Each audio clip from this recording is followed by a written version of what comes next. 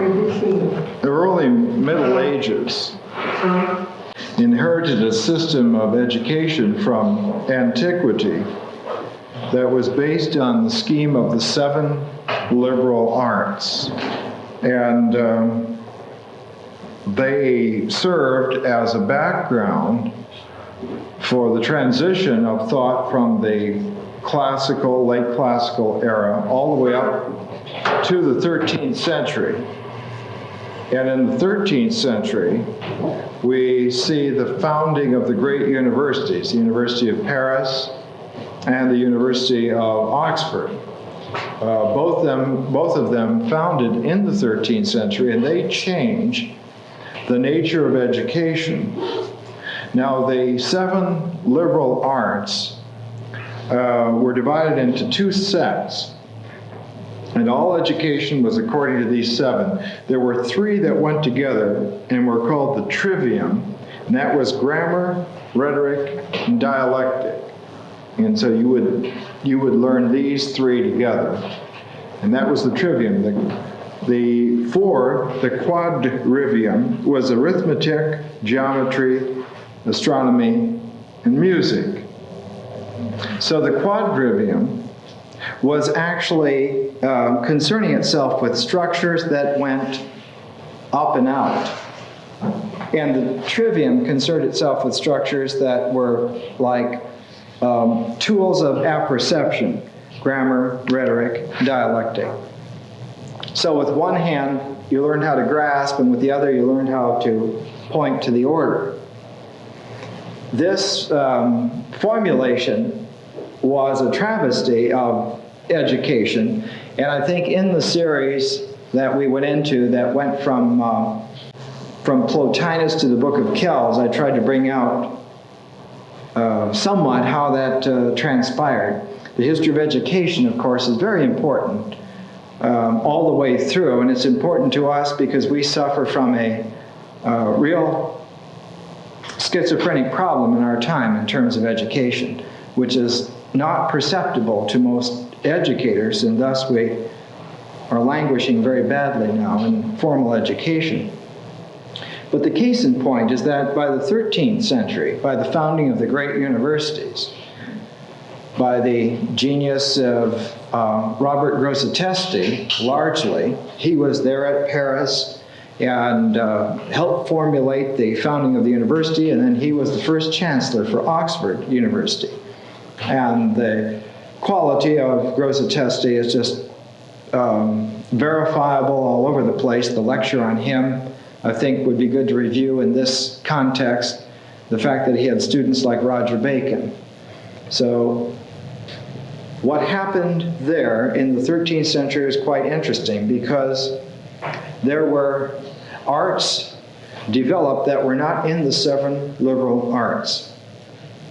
That is, the curricula in the universities stressed subjects that were not able to be squeezed into the 7 liberal arts, and they became quite formative.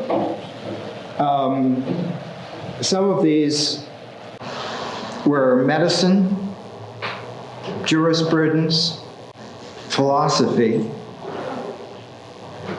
so that you see that these areas not only did not fit into the 7 liberal arts, but they distorted the whole structure of education so that it would never stand again. The attempts in the 14th century were pointed in a different direction from practical education. We went into the whole history of the human psyche in the 14th century over at the Gnostic Society. We did about 12 or 13 lectures and showed that they were concerned with an inner mysticism and an outer social philosophy, and that the problems of education were largely circumvented and not looked to. So that by the time we come to the 15th century with the nascent Renaissance, it suddenly became a crisis in the early Renaissance of what to do about education. That the structures that had been inadequate for several hundred years suddenly it became a paramount issue in the societies. That is to say, you were having the most talented individuals, largely young men, who were being trained to come in and take over the reins of economic power and take over the family businesses and so forth. And their outlook outside of the schools was wide open, and their training in the schools was so narrow that it was producing a generation that was almost incapable of reconciling. So there were a lot of dropouts, put it mildly. It is to the undying fame and credit of Cosimo de' Medici, being a very practical, godfather type of an individual, paying attention to every aspect that really counted in life, never left anything out, that when it came to education, he was convinced that there needed to be a massive reform of education, a restructuring, a recutting of it. But that instead of trying to reform like the University of Florence, it was better to start a whole new institute, separate from regular education, and then use the good offices of his influence to amplify the discoveries and experiments and successes of the institute. And that institute was called the Florentine Platonic Academy. And the person that headed that was Marsilio Ficino, and that's who we're talking about tonight. So that Ficino had many problems that were given to him by Cosimo. And Ficino, a real first-class genius. It's not particularly well known in the English-speaking countries, but Ficino is a very major thinker. And for those who took the Hermetic Science course earlier this year, you realize that Ficino was the father of the whole European Hermetic tradition. That it starts again with him, and that there wasn't really a Hermetic tradition before him, because he is the one who makes the first translations. He's the one that first finds the manuscripts given to him by Cosimo, who had searched them out. So that Western occult history begins all over again with Ficino. Western educational history begins all over again with Ficino. The whole notion of what a human being would be capable of in terms of a liberal education, a humanistic outlook, all begins with Ficino. And thus Ficino is a very central figure. He is, in fact, I think, best characterized as using this phrase. He was the mind of Cosimo de' Medici that lived on after Cosimo himself died. I have some letters. Ficino's letters were collected in his life in 12 volumes by himself. There were a lot of surreptitious letters coming out, and he wished to have the legitimate letters collected. And pursuant to this, the first letters that he had collected were concerning Cosimo de' Medici. And the very first letter was from Cosimo to Ficino, so that his whole cycle of letters begins with this short paragraph from Cosimo to Ficino, and it's Ficino's way of saying, I have the baton of civilization because it was given to me by the man who had the most right in our time to hold it.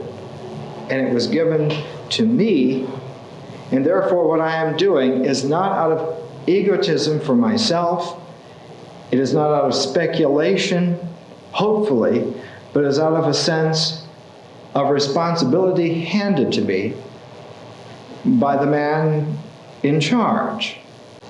And if there was any man in charge in Europe at this time, it was Cosimo. Cosimo writes to Marsilio, this is about 1462, near the end of his life. He says, "Greetings. Yesterday I went to my estate at Careggi, but for the sake of cultivating my mind and not the estate, come to us, Marsilio, as soon as possible. Bring with you Plato's book on the highest good, which I suppose you have translated from Greek into Latin as you promised. I want nothing more wholeheartedly than to know which way leads most surely to happiness. Farewell, come and bring your Orphic lyre with you." Cosimo was dying, and the estate was one of 3 villas just outside of Florence in the hills. And the reference to the Orphic lyre is to Ficino's wonderful singing voice and sense of music, and he used to play the lyre. And in fact, he translated some of the old Orphic hymns from the Greek and was able to sing them. As he says in some of his letters, for the first time in 1,000 years, somebody knows how to do this. Not only how to play the lyre, not only how to translate them out of Greek and even sing them in Greek, but understand the hierarchical ordering of the universe that is made by the human voice, able to generate consonance and harmony according to rational number proportion. So that Ficino is being alluded to here by Cosimo, saying, I want to view at the end of my life my prize. And of course, Ficino, responding in the second letter in his corpus of letters, is Marsilio Ficino to Cosimo de' Medici. Greetings. I shall come to you as quickly as I can, most willingly. What could be pleasanter than to be in Careggi, the land of the Graces, talking with Cosimo, the father of the Graces. Meanwhile, please accept in these few words what the Platonists say about the most convenient way to happiness. Although I do not think it necessary to show you the way to a man who has already nearly reached the goal, I think your desire must be obeyed in your absence as well as in your presence. All men want to act well, which is to live well. But they live well if they are endowed with as many good things as possible. Now these good things are said to be riches, health, beauty, strength, nobility of birth, honors, power, prudence, as well as justice, fortitude, and temperance. And above all else, wisdom, which indeed comprehends the whole essence of happiness.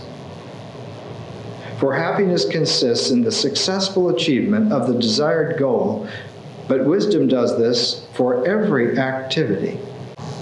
Now he's using language here in a very precise way. Essence, for instance, is the attribute of the angelic mind, and is the angelic mind that is articulated in time in the 9 celestial orders.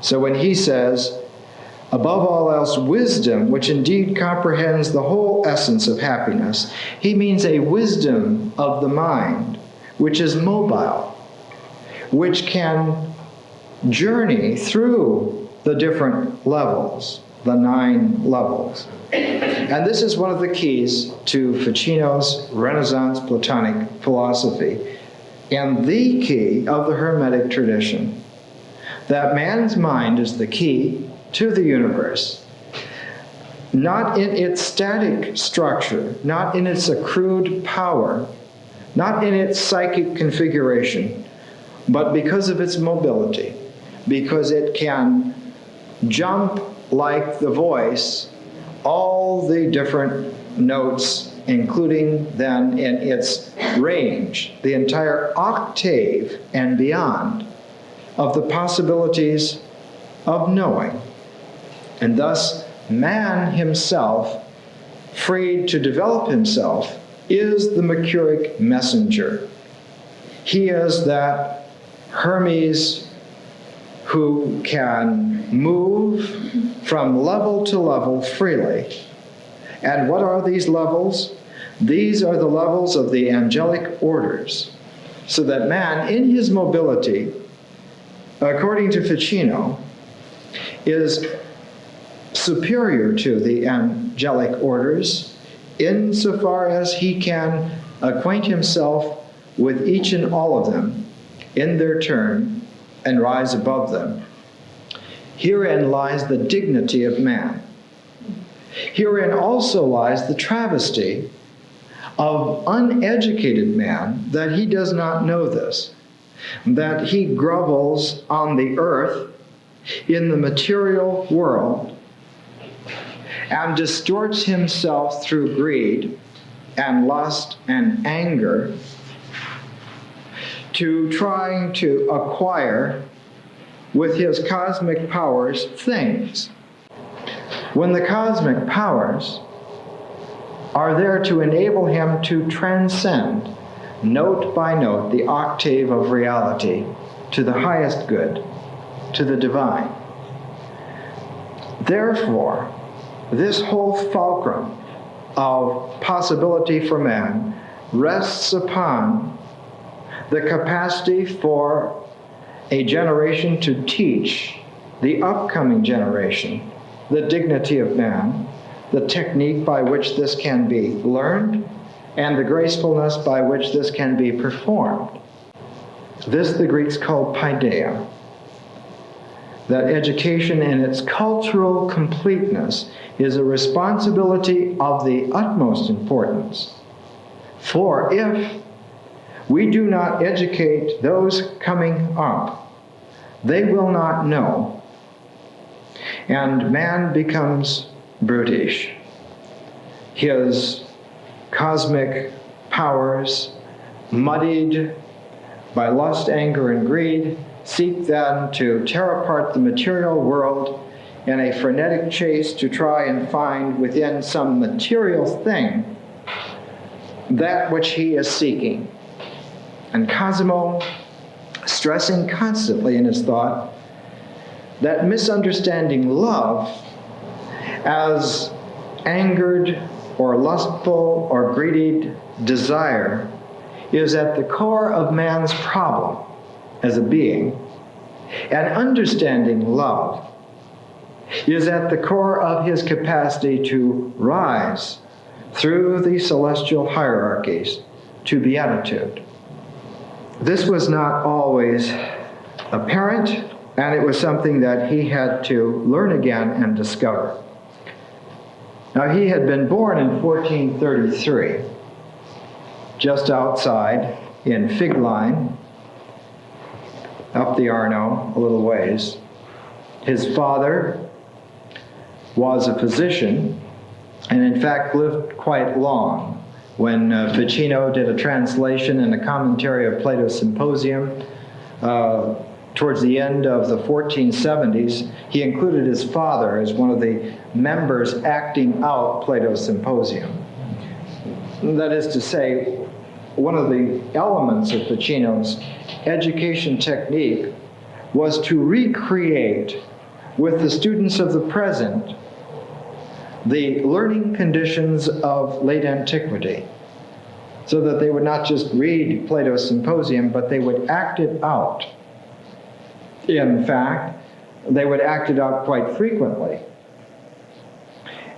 Every year, on Plato's birthday, November 7th, they would enact the symposium at a banquet.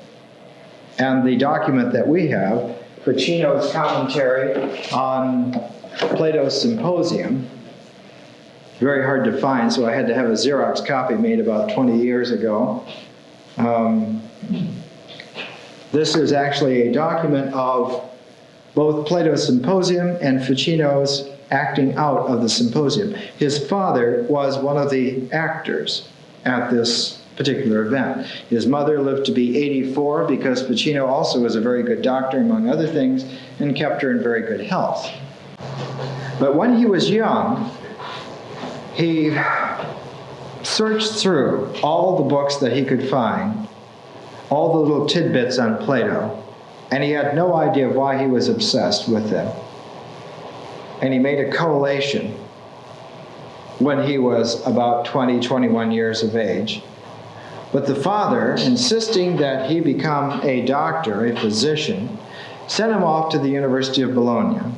And there he languished until he was about 26 years of age, trying to study medicine, trying to study Aristotelian outlook on things, Galen and so forth, not very happy at all, given to fits of melancholia.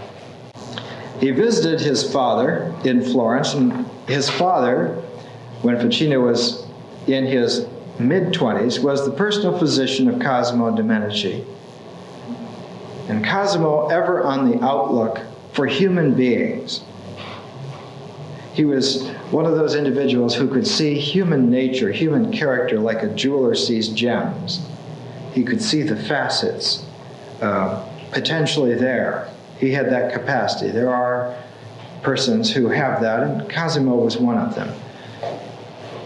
He saw in Ficino this divine spark, and he said to his father that you have been trying to make young Marsilio a physician of bodies, but lo, he really should be a physician of souls. And therefore, allow me to lighten up the financial burden of your family, to take care of him.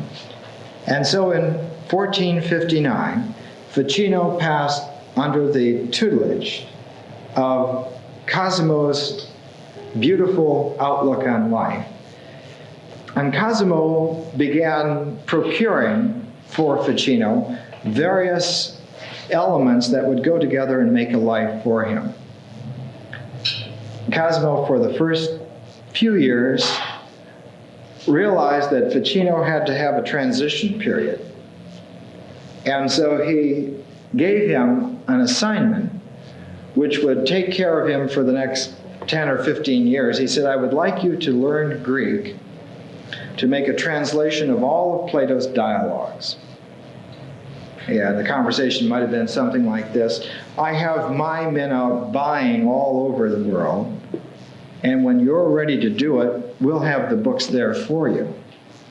So learn Greek, and as you learn this, I will feed material to you, and before I shuffle off this mortal coil, well, I guess he probably wouldn't have said that. Shakespeare had been born. A lot of precedents there. So he did this, and Ficino, as we've seen from this cross of letters, became the gem, the diamond in the rough that Cosimo felt that he was.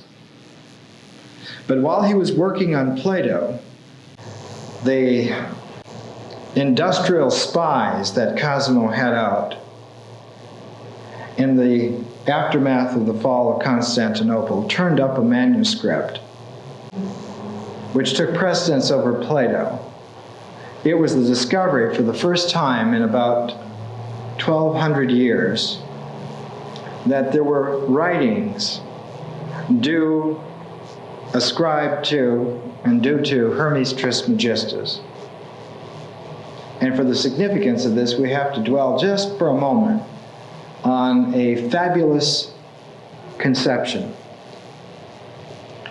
The idea of antiquity was that it had formulated itself upon the great mind of Plato, but that Plato had been but the first historical manifestation of a secret tradition that had existed back into the misty origins of civilization. There had been before Plato the great Hebrew prophets, Moses among them. There had been Zoroaster, but there had been especially before all of them, at some time in the dim mists of archaic Egypt, Hermes Trismegistus. who had been the first great civilizing voice.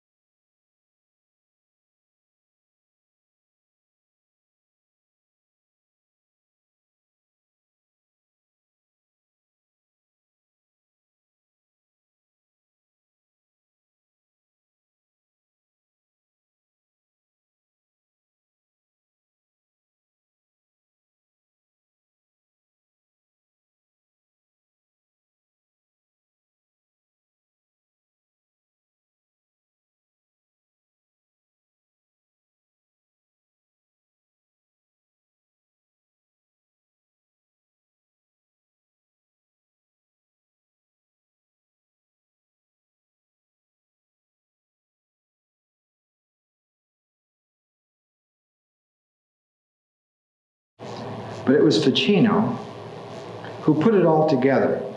He had one of those incredibly great synthetic minds.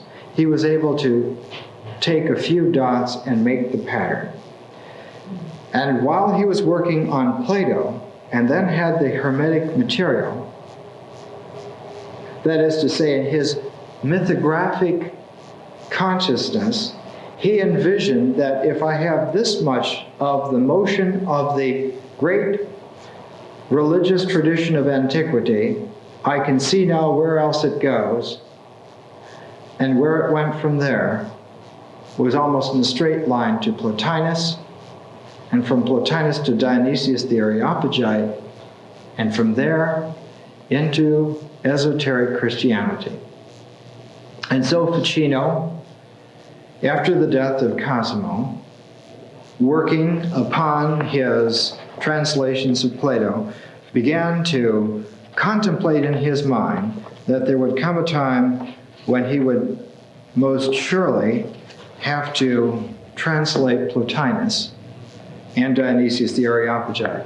These, of course, would be done at the very end of his life. Cosimo died in 1464, and his son Piero the Gouty, took over for 5 years. Piero is a wonderful individual. His wife Lucrezia was one of the most intelligent women of the century, excelled as a poet in the Latin or the Italian language only by Lorenzo il Magnifico. The Medici family still loving Ficino very much. And I think it's a quality of Ficino that needs to be brought out sufficiently for you. He was of a very elegant, simple, loving nature. He would always remind people to care for him as he cared for them.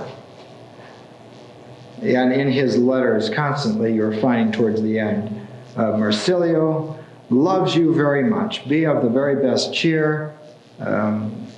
He is always here for you as a companion, as a friend.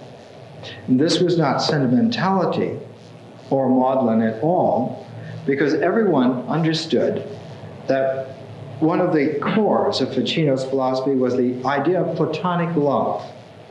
It comes down to us in our time through the meat grinder of the land grant universities in the 50s that Platonic love is a poor man's version of holding hands. But Platonic love meant that the soul of someone, in its mobility on the cosmic levels, was willing to pilgrimage with this other soul in that way.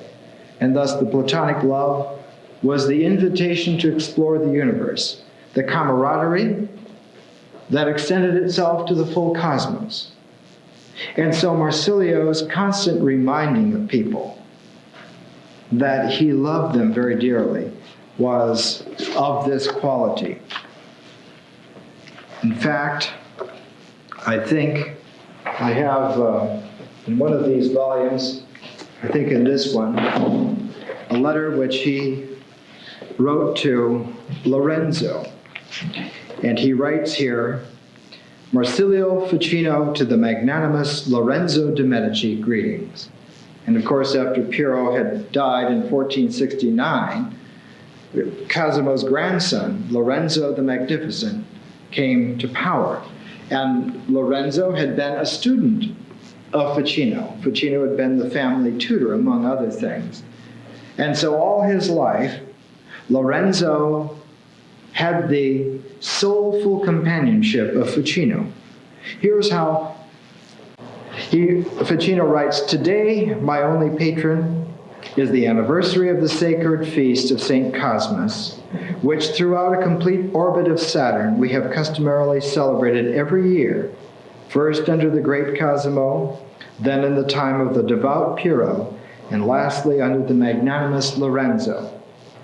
There, beautiful Apollo sweetly plucked his lyre, the sweetest sounding muses sang, the Graces led the most graceful dance, saucy nymphs sported, wanton Venus teased seductively, Jupiter gave laws, Mercury discoursed, happy, all too happy Marsilio, who for so many years, through the generosity of the Medici, was given a couch at the very banquet of the gods.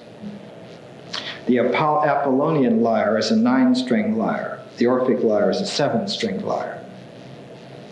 Orpheus commands this cosmos, Apollo commands the entirety of it, the beyond as well as this cosmos in its completion. But at the end of this letter to Lorenzo, and it becomes mythographically very technical, very Neoplatonic in its specificity, he writes, stay happy then, my Lorenzo, in the love of God who stays forever.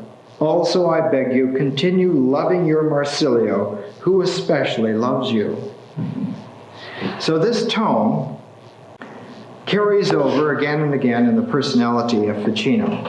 In fact, we realize, as we look at Ficino's life in the time when Lorenzo was master in Florence, that the multiform mind, as Pico Della Mirandola said of Lorenzo, his multiform mind was filled with envisionings based upon Pico's pioneering.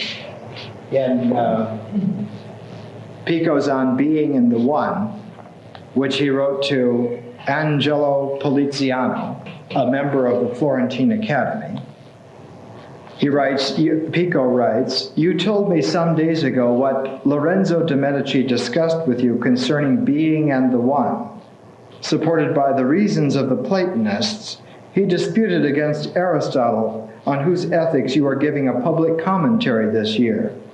Lorenzo is a man of such powerful and multiform mind that he seems to be suited to everything, What I especially admire in him is his always speaking or meditating on some literary matter, even though he is always very occupied with the Republic. And he goes on in this manner. Ficino had not only been the tutor to Lorenzo, but became the lifelong counselor, so that we have the old archetypal form of the good king and the wise magician, the two together, Arthur and Merlin, Augustus and Virgil. This is a very stable form, and wherever it occurs in human history, east or west, it's a sign also of the rising of that archetypal energy to an expressive point. That is to say, it comes down literally to the point of a pen, which is able then to write out a prescription for the age, for its health, for its restoration to health. And this is exactly what we find from about 1473, from that era on. The combination of Lorenzo and Ficino becomes attenuated. It becomes archetypal. That is to say, it brings into play energies which were not appreciable on a personal, individual level if one was blindly seeing but the external materialist form of the individual. But the paradox involved, and what produced a crisis in the late Renaissance, a crisis of consciousness, was that in fact the qualities demanded by Ficino's restoration of the Platonic theology were that it be manifested in the person.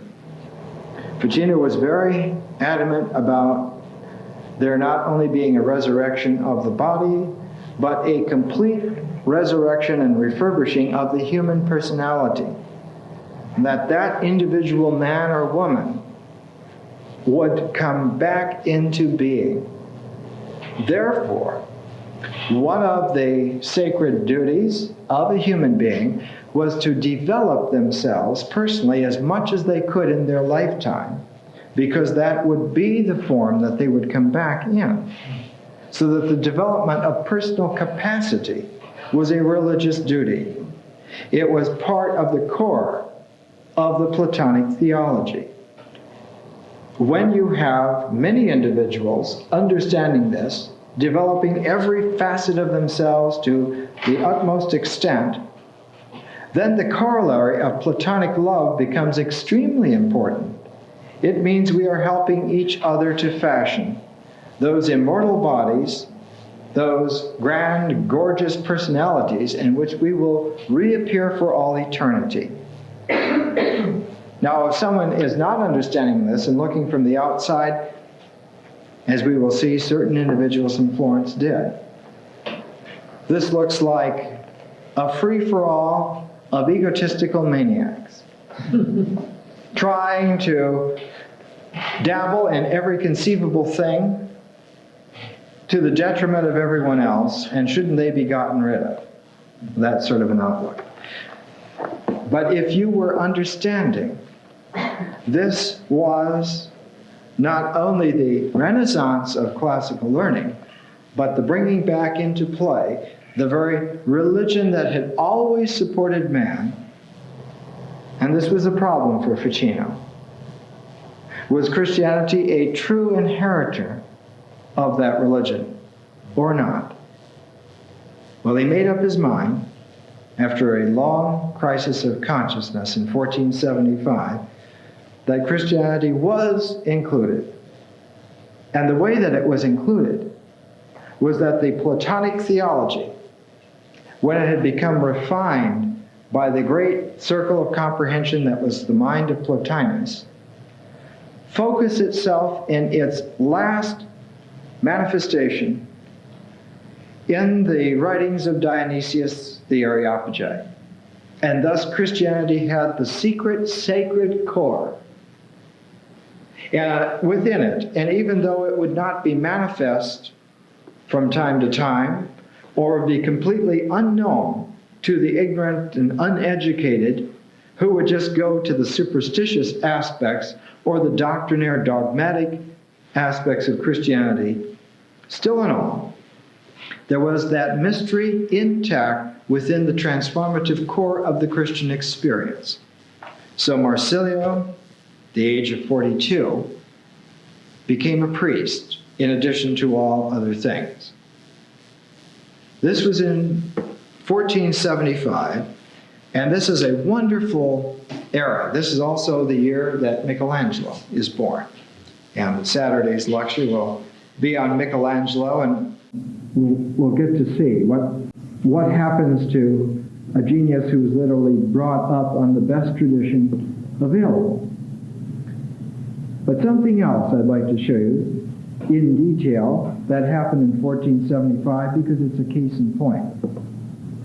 That is to say, we have recovered and we have found a translation of some of Ficino's writings printed in Bruges in 1475, and this is way over on the North Sea area of Western Europe.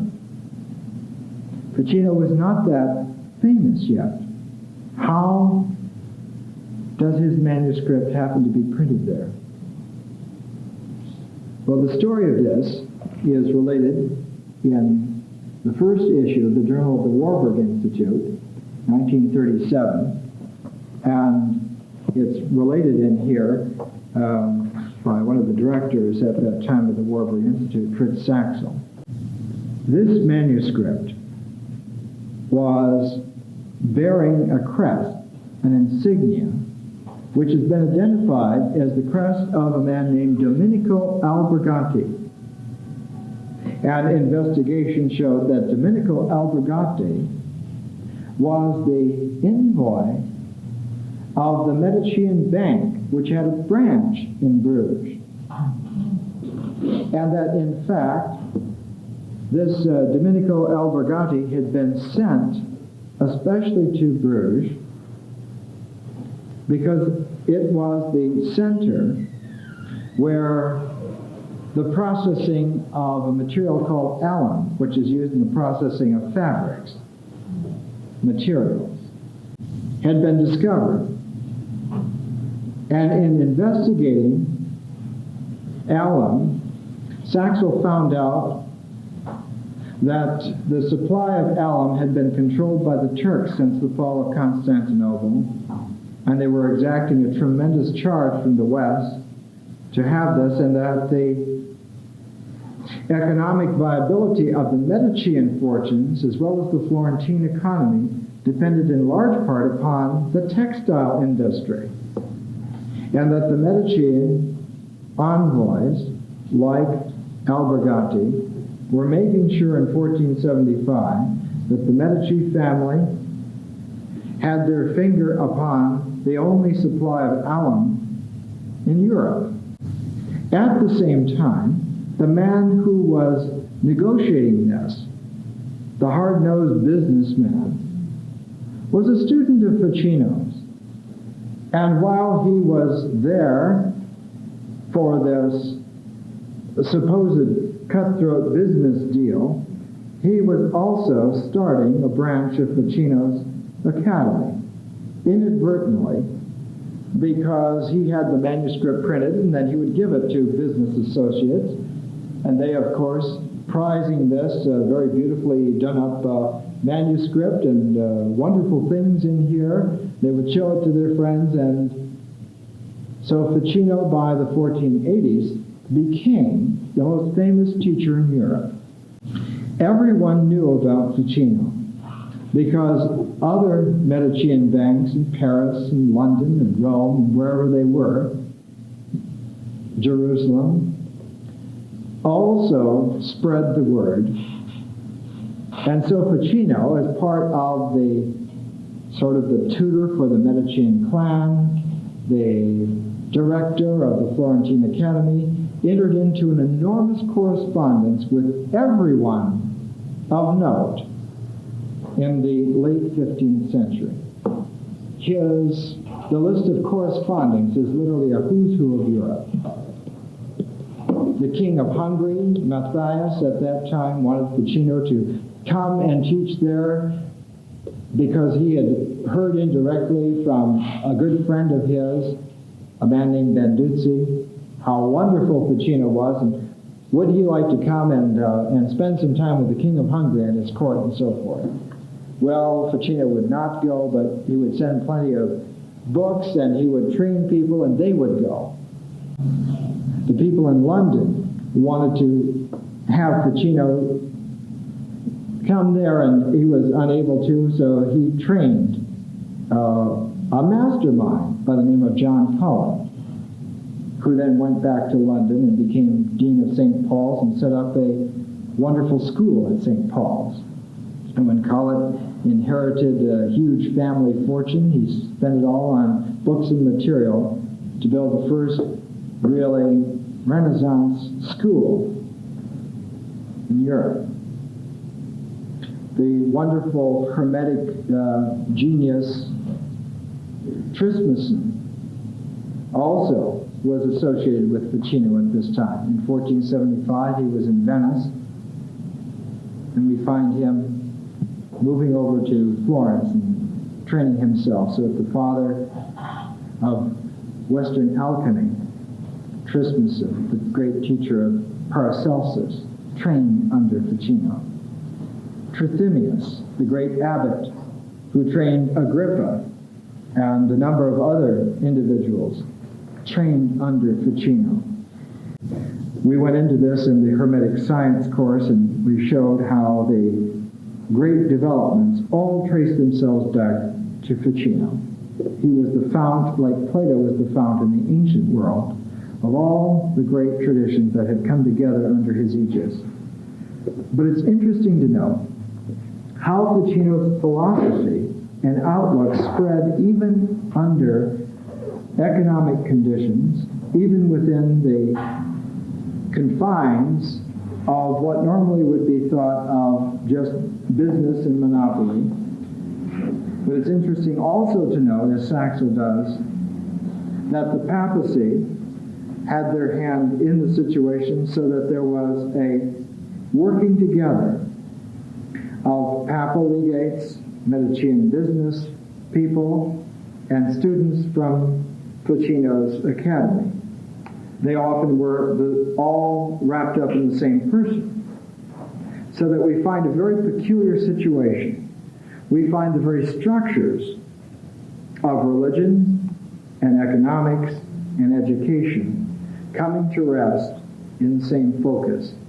And this is why the transformation of European civilization at this time was so complete and so unique.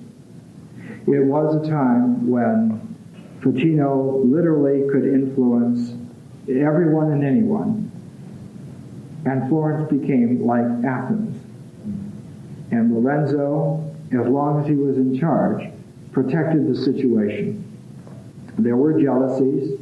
There was a terrible travesty when Lorenzo's brother Giuliano was slain openly by thugs in the family cathedral in front of the high altar.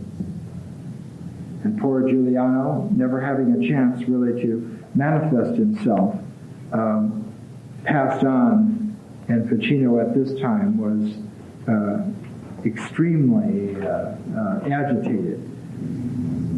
After working for 25 years on his translation of Plato, revising it, writing commentaries for almost every dialogue, Ficino in 1484 published his great edition of Plato, and a year or so later published his book called The Platonic Theology, indicating what it all meant, and reinstating in very specific words over hundreds of pages the view that had sustained antiquity, the view that had led man into a state of civilization that was almost unbelievable in the 14th and 15th centuries. It was then that his friend, Pico Della Mirandola, finally prevailed upon him to begin to tackle Plotinus. Now, the manuscript for Plotinus had not been seen completely since the days of Proclus, that is, almost 1,000 years had gone by.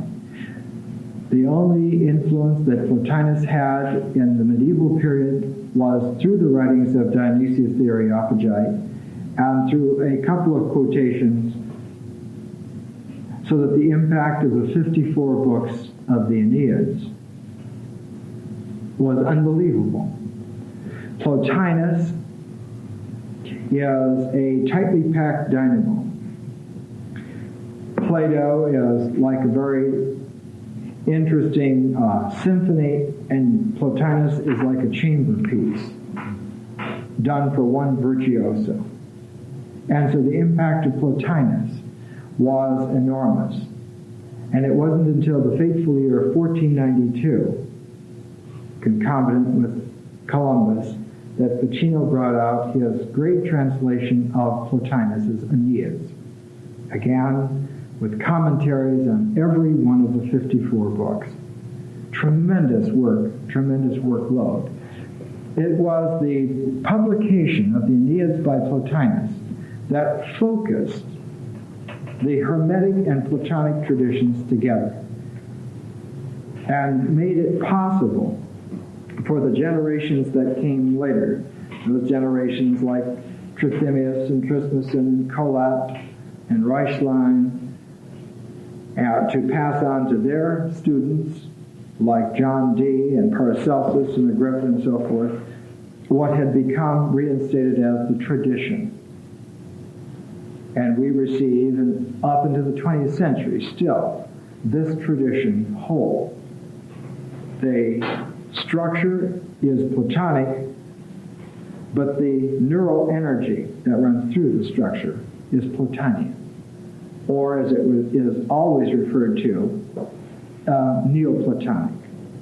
So that there was a Neoplatonic ordering within the Platonic grand structure that Ficino brought into play. And of course, this poignancy had been growing in him for almost 40 years, and his influence upon living human beings at that time was so profound. In all of the arts, especially, one found the sense of beauty being honed in a Neoplatonic way. When I talk next week about Botticelli, we'll go into this. We're not having the lecture here. There's a holiday, so there's no lecture here, but I can't interrupt the course, so we're having the lecture over at the Gnostic Society on Hollywood Boulevard next week. And we'll see with Botticelli's paintings that, in fact, here is the wisdom, the mobile, universal wisdom of Ficino being given an expression by Botticelli. But all of this exacts a price, as Jung often observes in his writings. Whenever consciousness makes a dramatic jump in attainment, there is always a reactive balancing mode. And the great publication of Plotinus in 1492 brought about a reaction just a few years later. Lorenzo had just barely passed from the scene when a monk named Savonarola suddenly began lecturing in the plazas of Florence, saying, "These pagans have gone too far. They must not only be exiled, but all of their works overturned." And so the public plazas of Florence were turned into bloodbaths. Savonarola himself was burned at the stake a few years later by the same mob that he had incited. But so pervasive was the madness of the moment that Pico Della Mirandola gave up his Kabbalistic philosophy to follow Savonarola. Botticelli quit painting to follow Savonarola. Almost alone for a year or two, Ficino himself, nearing the end of his life, Even though he was still a fairly young man in terms of a life expectancy today, he would only live another year or two. He devoted himself to translating Dionysius the Areopagite, the most mystical of all Christian thinkers, into Latin, and thus completing the works, so that the tradition from Hermes through Plato and Pythagoras, through Plotinus to Dionysius the Areopagite, with all of the figures in between, was completely translated by 1497. It was in this tone of mind that Ficino finally succumbed to illness and died on October 1st, 1499. We have a very short memory of him by Giovanni Corsi. He describes Ficino, and I think I'd like to give you just a few sentences out of this. He writes, "In stature he was very short, of slender build, somewhat hunched in both shoulders. He was a little hesitant of speech and stuttered, but only in pronouncing the letter S. Yet in his speech and appearance he was not without grace. His legs and arms, particularly his hands, were rather long. His face was drawn forward and presented a mild and pleasing aspect. His complexion was ruddy. His hair was golden and curly and stood up above his forehead.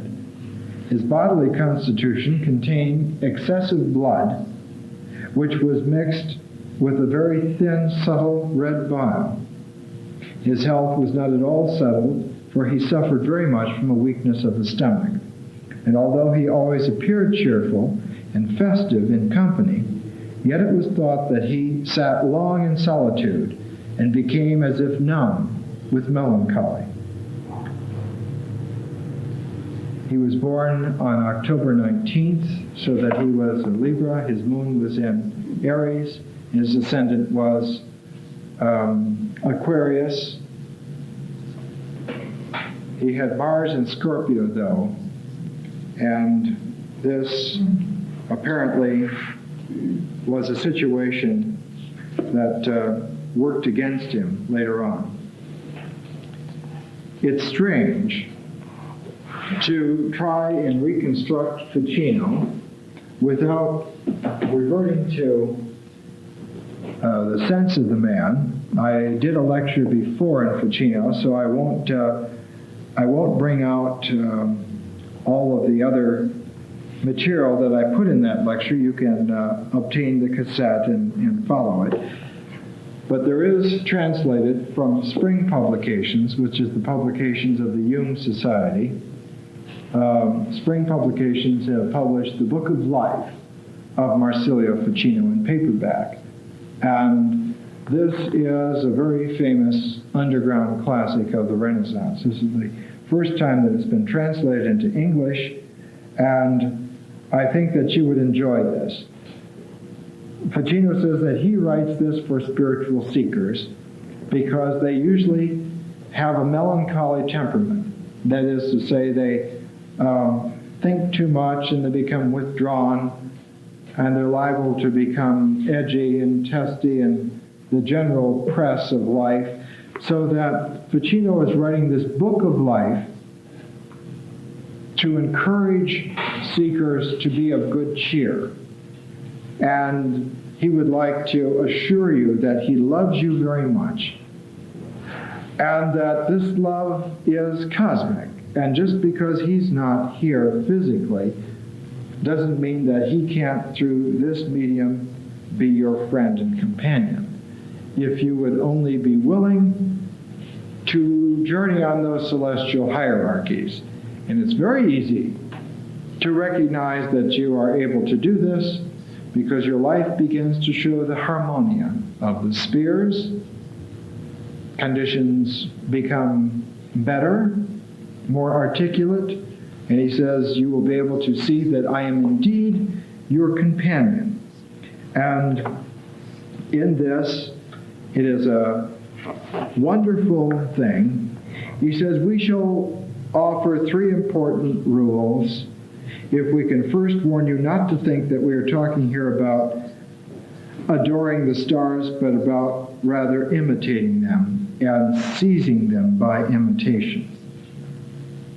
Not imitating and miming so much, but imitating by recreating them within ourselves. He writes, again, do not think the stars give their gifts by choice, but rather by a natural influx.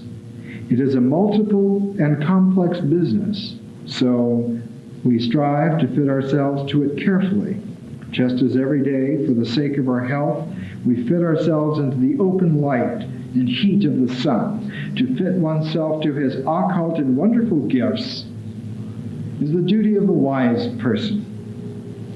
But to come now to the rules for fitting our song to which stars, the first is to discover what powers these have in themselves, which star, planets, and aspect has what effect on them, and so on. And he brings this back into play,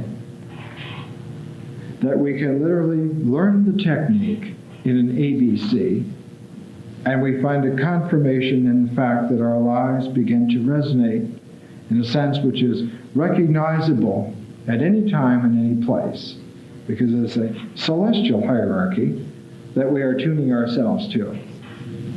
Well, I think we'll stop there. I have more, but we're going to take a break.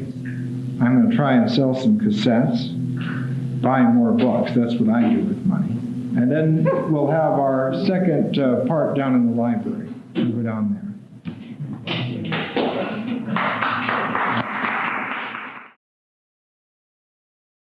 We've gone from Dante to Ficino in the course, and we have, at least I hope, laid some kind of a basic pattern which you can think back in your memory or review through the tapes whenever you like, and reconstruct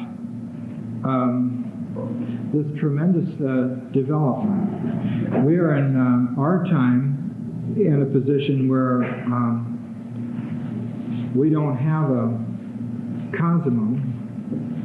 The situation is broad and complex, but we have the situation very near to that in early Renaissance Florence in many ways.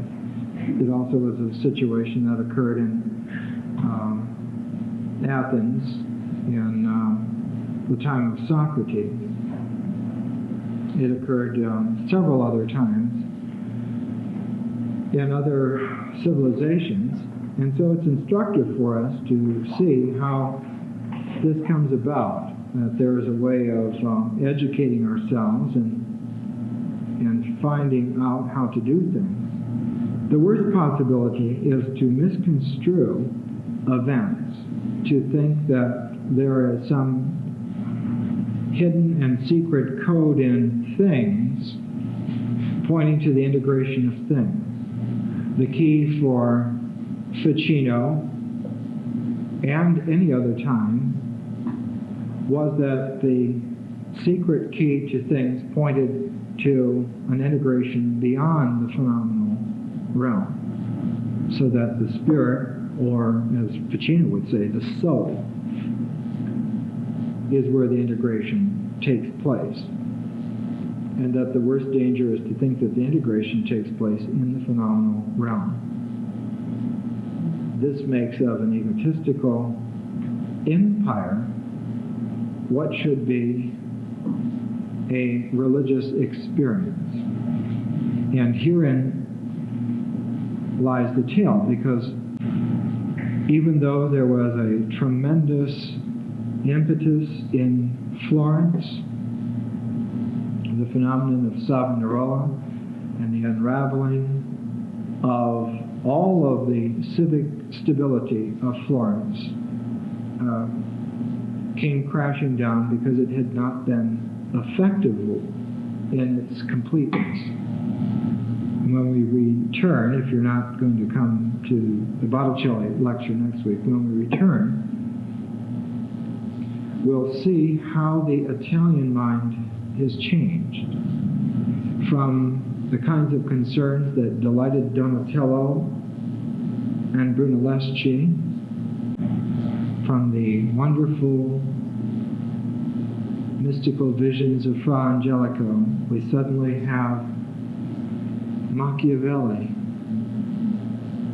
We suddenly have the problems that Campanella will have, and Bruno, and Galileo. The same people, but the heritage has changed. And it's instructive for us then in the months remaining when we come back to see the difference in tone. So from Dante to Ficino is all of one fabric. It's a royal tapestry. It's what the Greeks used to call the peplos. The cloth, the gorgeous cloth upon which is emblazoned all of the suspended mythological images of meaning, and that embellished, embroidered cloth is a cloak which is ceremoniously hung around the shoulders of the statue of Athena, the goddess of wisdom. In many ways, the figure of Beatrice and Dante is the early Renaissance configuration, if you like to use that word, of Athena, the goddess of wisdom, in whose house, in whose domain where she exists in her naturality, man finds the paradise of meaning. And having found it as a hero in a pioneer mode, it is incumbent upon him to take this heroic journey back to the people and tell them the story of this so that they may incorporate that journey, that pilgrimage, into the texture and fabric, the ritual and ceremony of everyday life of the community. And the test is whether one is willing, having worked one's way heroically through the quest, to come back and share that with those who have the disadvantage of not having had that pilgrimage, who need to be taught like children of an experiential realm that is beyond their capacity to immediately understand. And so all the problems of teaching and learning and life, experience and art and philosophy become poignant, because every issue is problematic all over again. How are you going to do it this time? How are you going to tell these people these stages and steps? What kinds of imagery are you going to clothe those moving joints to make it palatable and viable? The difficulty is, of course, not in unlearning so much as in half-learning. The difficulty is for the uninitiated, for those for whom the journey is not real, for those for whom the journey is but a speculative what if, a feeling-toned splurge of entertainment. For those to come into possession of the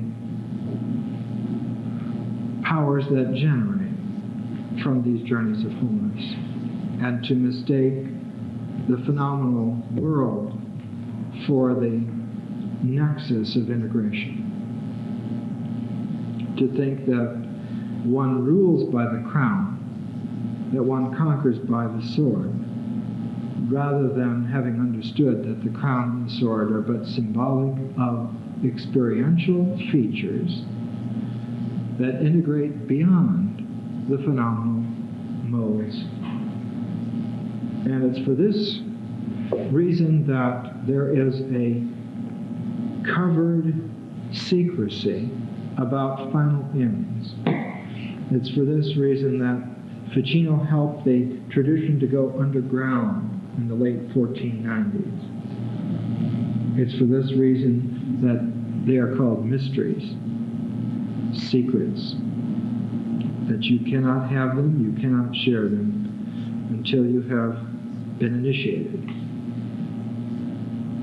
The initiation being not so much the codification of a ceremonial program, but the seal of individual experience, the veracity of an intact sense of completeness.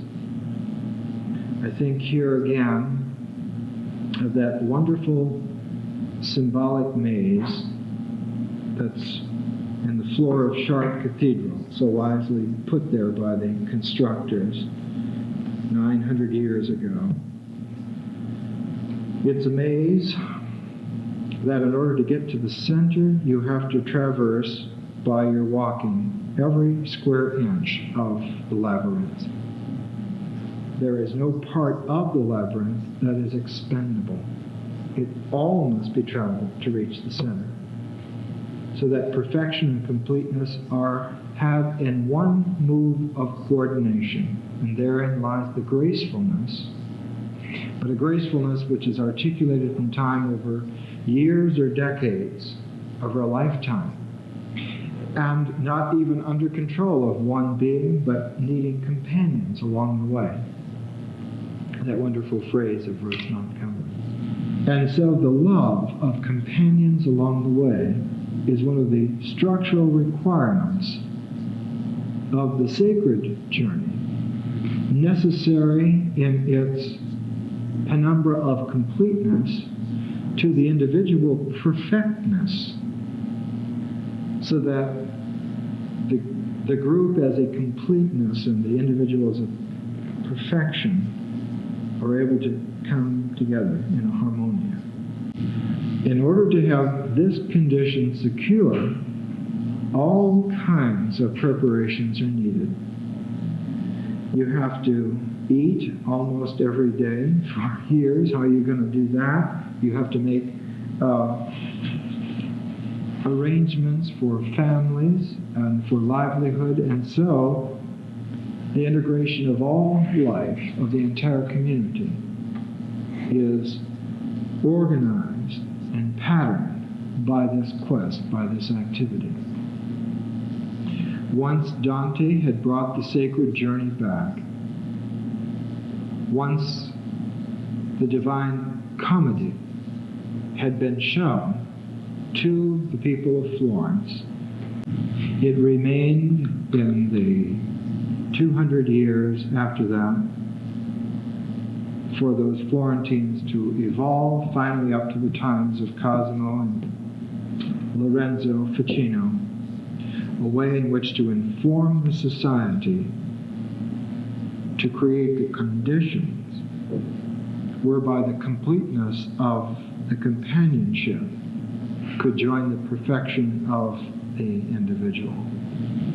As in ancient Athens and as in Florence, the glue did not hold.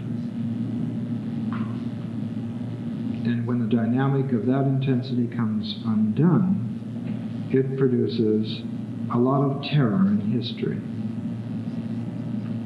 So there are dangers. It is fraught with possibilities of going astray. Those who still understand, of course, carry it on in an underground, hidden way. And it's this way that the West was able to keep intact the vision until it surfaced again and came into possession of itself consciously in the Enlightenment. And that's what this course on Tuesday nights has been about, the Enlightenment, the coming back into the surfacing of this great tradition. Only instead of following the angelic hierarchies of Dionysius the Areopagite. One was following the intricacies of higher calculus. But the danger, so frequently seen by Ficino and always alluded to, the danger is that we will become jaded, first of all, in that love that we should have for each other. That is the very first casualty.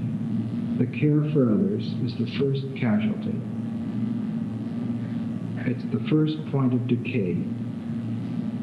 And so the wholesomeness of the entire journey is the integrity of the community working together, the family of man. And thus it is not a sentimental or maudlin phraseology to speak of mankind as a family, but in fact a very specific requirement necessary to the execution of anything of value.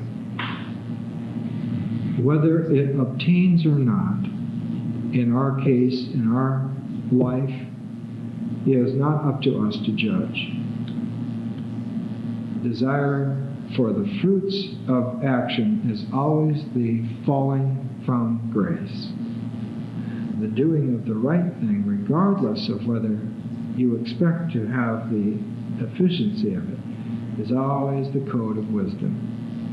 We do the right thing because the doing of it is right. We do not prejudge or become jaded because we fully expect that doing right is going to land us into trouble, especially that trouble known as ridicule. And those that should be companions become the scoffers. So the first casualty is that love for one another. And we will find, if you don't come to the Botticelli lecture next week, in 2 weeks, we'll find Machiavelli writing The Prince, where he wisely informs us that we have to be suspicious of everyone at all times, and the wise man is being prepared to have the right size dagger for the occasion. Well, that's it.